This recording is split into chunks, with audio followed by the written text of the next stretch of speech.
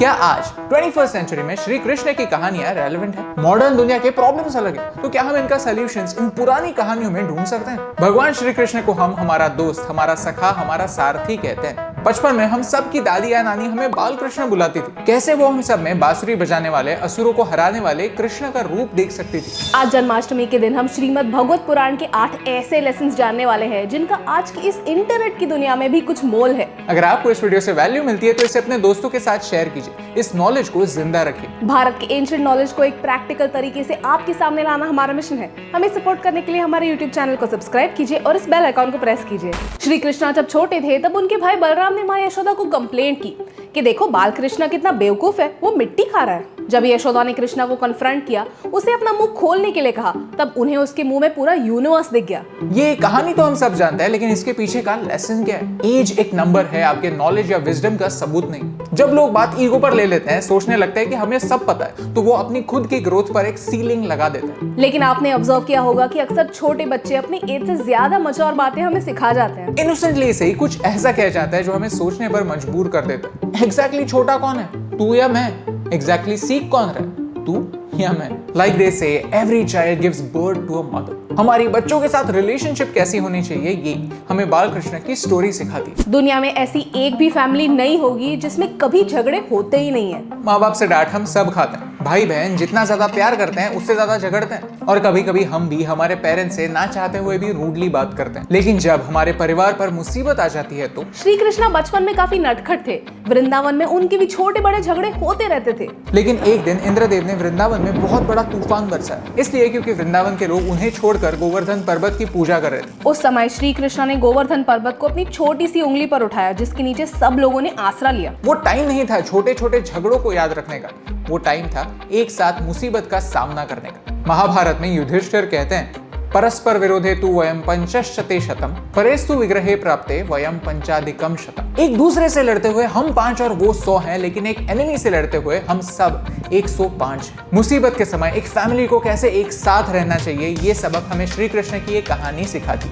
Leadership के बारे में हम श्री कृष्ण से क्या सीख सकते हैं? श्री कृष्ण को लोग प्यार से माखन चोर कहते हैं। वो गोपियों का माखन चुराते थे। उनसे तंग आकर गोपियों ने माखन को एक मटके में डालकर इतना ऊपर टांग दिया कि ये छोटे कन्हैया वहां तक पहुंच ही ना पाए। लेकिन आगे क्या हुआ ये हम सब जानते हैं, जिसे हम हर साल सेलिब्रेट भी करते हैं। ये कहानी हमें एक इम्पोर्टेंट लेसन सिखाती है कि जो काम एक इंडिविजुअल के लिए इम्पॉसिबल है, वो काम एक टीम पॉसिबल कर सकती है। द सीक्रेट नाम की ये बुक गोल विजुअलाइजेशन की बात करती है। कहती है कि जब हम हमारे गोल्स को हमारी आंखों के सामने रखते हैं, विजुअलाइज करते हैं, तो हम यूनिवर्स को एक सिग्नल देते हैं और यूनिवर्स उस गोल तक पहुंचने के रास्ते हमारे लिए ओपन कर देता है, एक प्रोसेस हमें दिखाता है। आंखों के सामने दिखने वाला माखन उनका गोल, उनके प्रोसेस को गाइड करता है, और हमें विजुअलाइजेशन और टीम वर्क का इंपॉर्टेंस इस कहानी से सीखने मिलता है। असली भक्ति क्या होती है, ये हमें श्री कृष्ण एक कहानी के रूप में समझाते हैं। वृंदावन की समृद्धि के लिए एक यज्ञ हो रहा था। भगवान के लिए बहुत सारा प्रसाद बन रहा था। कृष्ण और उसके दोस्त काम से लौट रहे थे, वो थके थे, भूखे थे। उन्हें श्री कृष्णा ने पुजारियों से खाना मांगने के लिए कहा, लेकिन पुजारियों ने मना कर दिया। खाना भगवान के लिए था, लेकिन उनकी पत्नियों ने उन्हें अपने हिस्से का खाना दिया। श्री कृष्ण ये देखकर खुश हो गए और यज्ञ सफल हो गया। असली भक्ति भाव में है, इमोशंस में है, जिससे पूजा की जा रही है। श्री कृष्ण ने कहानियों के थ्रू हमें इंसानियत का मतलब समझा। यमुना वृंदावन की लाइफलाइन थी। इस नदी पर कालिया नाम के एक नाग ने कब्जा कर लिया था और उसका जहर इस पीने के पानी में मिक्स हो गया था, और पानी नहीं तो वृंदावन नहीं। श्री कृष्णा ने अपनी जान की परवाह ना करते हुए कालिया को हराया। लेकिन कालिया जैसे जहरीले नाग के साथ लड़ते हुए अगर श्री कृष्णा को कुछ हो जाता तो? नेगेटिविटी और पॉजिटिविटी का एक अजीब रिलेशनशिप होता है। कभी नेगेटिव लोगों के साथ रहकर अच्छे लोग भी नेगेटिव हो जाते हैं, लेकिन कुछ लोग होते हैं जो खुद की पॉजिटिव एनर्जी में विश्वास रखते हैं, खुद के मॉरल्स की जड़ें स्ट्रॉन्ग रखते हैं, तो उन पर एक्सटर्नल फोर्सेस हावी नहीं हो सकती। और एक लीडर का यही गुण होता है। कालो वा कारणम राज्ञो राजा वा काल कारणम इति ते संशयो माभूत राजा कालस्य कारणम। एक असली लीडर कितनी भी एडवर्स कंडीशंस में अपनी टीम का और अपने पर्पस का साथ नहीं छोड़ता। वो नेगेटिव सर्कमस्टांसेस को बदलने की ताकत रखता है, लेकिन खुद नहीं बदलता। आज हम इंस्टेंट अप्रूवल की दुनिया में रहते हैं। दुनिया के किसी भी कोने से इंफॉर्मेशन फट से पा सकते हैं और झट से अपने ओपिनियन शेयर कर सकते हैं। और सबसे वियर्ड बात यह है कि हम हमारी सेल्फ वर्थ को लाइक्स, सब्सक्राइबर्स और फॉलोअर्स के वजन से तोलने लगते हैं। कंपेयर करने लगते हैं कि उसकी फोटो को इतनी लाइक्स तो मुझे क्यों नहीं। सुनने में ट्रिवियल लगता है, लेकिन ये हमारी लाइफ का एक इंपॉर्टेंट हिस्सा है। एक बार श्री कृष्णा ने गोपियों के साथ रास लीला खेलनी चाहिए। लेकिन जब समय आया तब श्री कृष्णा वहाँ थे ही नहीं। गोपियों को समझ ही नहीं आया कि श्री कृष्णा हमें प्रॉमिस करके कहाँ चले गए। लेकिन जब गोपियों ने आंख बंद की तब उन्हें श्री कृष्णा दिखे, क्योंकि वो हर गोपी के साथ ही थे। वो कहीं बाहर नहीं, उनके दिल में ही थे। हम हमारी आसपास की दुनिया से तो कनेक्टेड हैं, लेकिन फिर भी हम हमारी अंदर की आवाज से जो कनेक्शन होता है उसे कहीं खो रहे हैं। श्री कृष्ण हमें सबसे इंपॉर्टेंट फॉर्म ऑफ लव के बारे में सिखाते हैं, जो है सेल्फ लव, जो सेल्फ एक्सेप्टेंस और सेल्फ रिस्पेक्ट का बाय प्रोडक्ट है। दोस्ती के दो स्टोरीज है महाभारत में।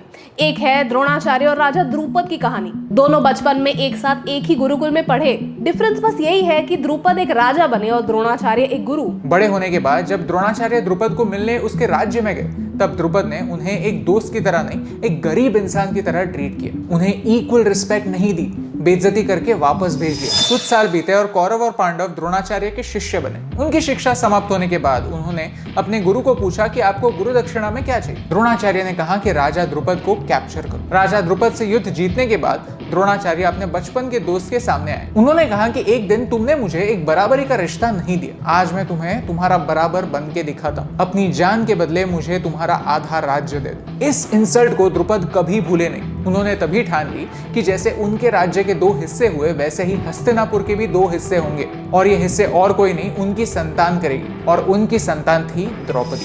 एक तरफ दोस्ती की ये कहानी है और दूसरी तरफ है एक मिसाल सुदामा और श्री कृष्णा की दोस्ती की, जहाँ श्री कृष्णा ने राजा बनने के बाद भी अपने बचपन के दोस्त को गले लगाया, उसे वही सम्मान दिया जिसका वो हकदार था।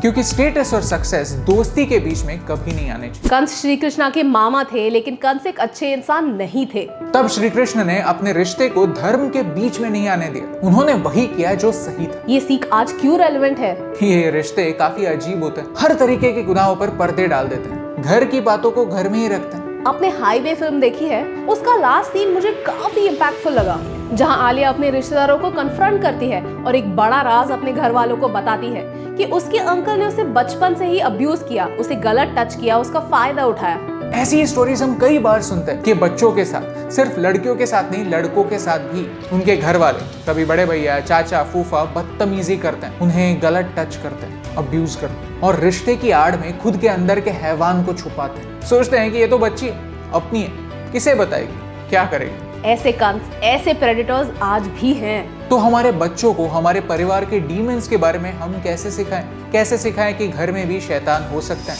भगवान श्री कृष्ण ने अपनी कहानी से ये राज भी एक सटल तरीके से हमें बताया। बच्चों से ऐसी बातें करना डिफिकल्ट पता है, लेकिन श्री कृष्ण की ये कहानी हमें बच्चों से कॉन्वर्सेशन स्टार्ट करने का मौका देती है, बच्चों में एक कॉन्फिडेंस पैदा करती है। एज पेरेंट्स और एल्डर सिबलिंग्स हम हमारे लव्ड वन को ये समझा सकते हैं, घर में, स्कूल में, बस में, कहीं भी होने वाला अब्यूज है, और उससे खुद को प्रोटेक्ट करना हमारा धर्म है, और इस धर्म में एज पेरेंट्स हम आपके साथ। अगर आपको हमारे श्रीमद् भागवतम के इस नॉलेज को एक प्रैक्टिकल तरीके से प्रेजेंट करने का अटेम्प्ट अच्छा लगा तो इस वीडियो को शेयर कीजिए, क्योंकि इस विजडम को आपके सामने लाना, आज के लिए रेलेवेंट बनाना हमारा यज्ञ। अगर इस धरती के हर कण कण में भगवान है, देन आई एम श्योर कि हम तो बस एक जरिया हैं। हमारे थ्रू भगवान ही आपसे बात करना चाहते हैं, और ये मैसेज आप तक पहुंचाने से मुझे फर्क।